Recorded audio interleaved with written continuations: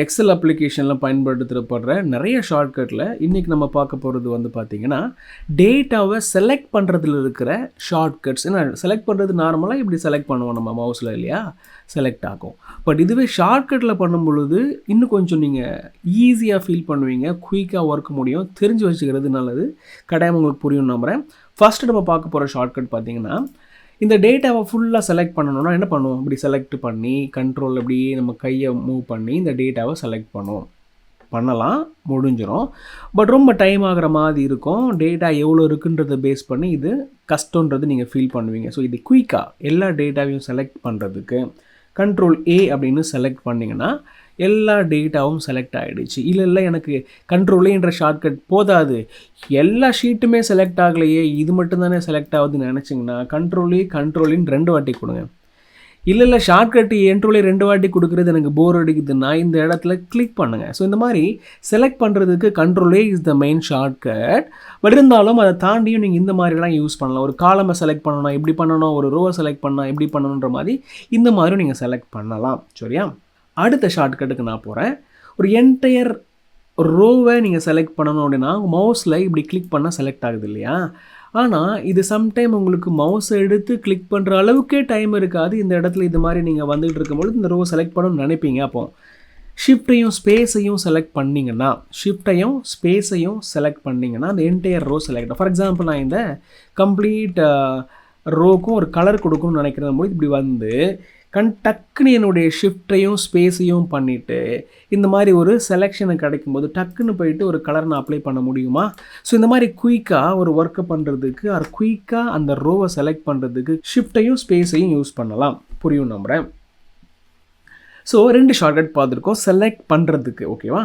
3வது ஷார்ட்கட் என்ன அப்படின்னா, ஷிஃப்ட் ஸ்பேஸ் வந்து ஒரு ரோவை செலக்ட் பண்ணுறதுக்கு பயன்படுற மாதிரி கம்ப்ளீட் காலமை செலக்ட் பண்ணணும் அப்படின்னா இப்போ இங்கே கிளிக் பண்ணிகிட்டு இருக்கோம், கண்ட்ரோல் ஸ்பேஸ் பண்ணோம் அப்படின்னா அந்த காலம் செலக்ட் ஆகும். ஸோ ஷிஃப்ட்டையும் ஸ்பேஸையும் நம்ம செலக்ட் பண்ணும் பொழுது அந்த ரோவும் கண்ட்ரோலும் ஸ்பேஸும் செலக்ட் பண்ணும், அந்த காலமும் செலக்ட் பண்ணப்படும். ஷிஃப்ட் ஸ்பேஸு கண்ட்ரோல் ஸ்பேஸ் புரிஞ்சிருக்கணும். அப்புறம் அடுத்த ஷார்ட்கட்டுக்கு போகலாம். இப்போ இந்த இடத்துல நான் கிளிக் பண்ணியிருக்கேன். என்னுடைய நீட் என்ன அப்படின்னா இங்கேருந்து இது வரைக்கும் செலக்ட் பண்ணணும், அதாவது இங்கேருந்து மூவ் பண்ணக்கூடாது, இந்த டேட்டா மட்டும் செலக்ட் பண்ணப்படணும். சரியா? அப்போது இங்கேருந்து செலக்ட் பண்ணப்படணும்னா மவுஸில் இப்படி நான் பண்ணிடலாம். பட் ஒருவேளை நான் கீபோர்டில் பண்ணணும் அப்படின்னா கண்ட்ரோல் ஷிஃப்ட்டு ரைட் ஆரோ. ஒருவேளை மேனுவலாக நான் கீழே வந்து ஃபுல்லாக செலக்ட் பண்ணணும் அப்படின்னா ஷார்ட்கட்லேயே இப்போ இந்த ரேஞ்சிலேயே நான் பண்ணணும் அப்படின்னா கண்ட்ரோல் ஷிஃப்ட்டை திருப்பி ஹோல்டு பண்ணிவிட்டு டவுன் ஆரோ. இந்த மாதிரியும் நீங்கள் மேனுவலாகவும் இல்லாமல் ஷார்ட்கட்டை ஃபுல்லாகவும் யூஸ் பண்ணாமல் சம்டைம் இந்த தேவைகள்லாம் வரும். அப்போ இந்த மாதிரி பார்ஷியலாக நீங்கள் செலக்ட் பண்ண வேண்டியது, இந்த மாதிரி செலக்ட் பண்ண வேண்டியது. பாருங்களேன், ஸ்பேஸையும் ஷிஃப்ட்டையும் பண்ணால் என்டையர் ரோ செலக்ட், எனக்கு இந்த டேட்டா மட்டும் செலக்ட் ஆகணும் அப்படின்னா கண்ட்ரோல் ஷிஃப்ட் ரைட் ஆரோ. இந்த மாதிரி control shift right arrow, control shift up arrow, control shift left arrow அப்படின்றதெல்லாம் நீங்கள் யூஸ் பண்ணி இந்த செலெக்ஷனை நீங்கள் பண்ண முடியும். அடுத்த ஷார்ட்கட்டுக்கு நான் போகிறேன். Control shift end. For example கண்ட்ரோலையும் ஷிஃப்ட்டையும் எண்டையும் நான் ப்ரெஸ் பண்ணும் பொழுது டேட்டாவை நான் எந்த அளவுக்கு டச் பண்ணி யூஸ் பண்ணியிருக்கணும் அந்த எல்லா செலெக்ஷனும் கிடைக்கும். பாருங்களேன், இது வரைக்கும் எனக்கு செலெக்ஷன் கிடச்சிருக்கு, இது வரைக்கும் கிடைக்காம டி காலம் மட்டும் இல்லாமல் இ காலமும் கிடச்சிருக்கு. ஏன்னா இந்த இடத்துல நான் ஒரு சில டேட்டாவை என்ட்ரு பண்ணி விளையாண்டேன், அதனால் அந்த செலெக்ஷன் இது வரைக்கும் கிடச்சிருக்கு. இந்த மாதிரி கண்ட்ரோலையும் ஷிஃப்ட்டையும் எண்டையும் நீங்கள் ப்ரெஸ் பண்ணும் பொழுது இந்த மாதிரி ஒரு செலெக்ஷன் கிடைக்கும்.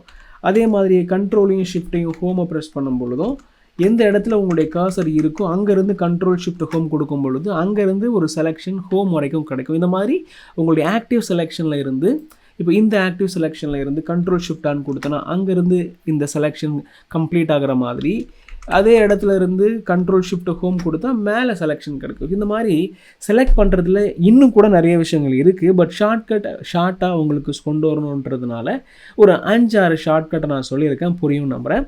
அடுத்த கிளாஸில் இன்னும் டிஃப்ரெண்ட் செட் ஆஃப் ஷார்ட்கட்ஸை பற்றி நம்ம பேசலாம். இதெல்லாம் நீங்கள் தெரிஞ்சுக்கும் பொழுது நன்மை என்ன அப்படின்னா இந்த ஷார்ட்கட்டெல்லாம் நீங்கள் பயன்படுத்துகிற ஷார்ட்கட்டெல்லாம் உங்களுடைய சப்கான்ஷியஸ் மைண்டில் ஸ்டோர் ஆகும். அப்படி ஸ்டோர் ஆகும் பொழுது when you want to do the same task again ஈஸியாக நீங்கள் முடிச்சிடுவீங்க.